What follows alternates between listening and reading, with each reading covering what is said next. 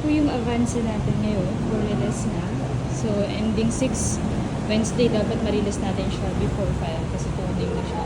Ayan, naka-mugs na po siya, 15 alloy with side repeater.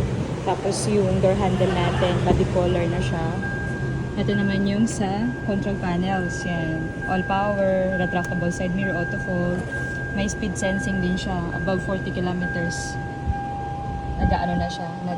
Nagsi-central lock. Yan. Yung touchscreen monitor natin. Available naman. Yan. Tapos audio control. Yan. Ito yung loob natin. Yan. Tapos ito yung sa third row seats. Yan. Ito yung tail light natin. Naka-LED na din siya. May backup camera na rin siya. Meron siyang sensor available.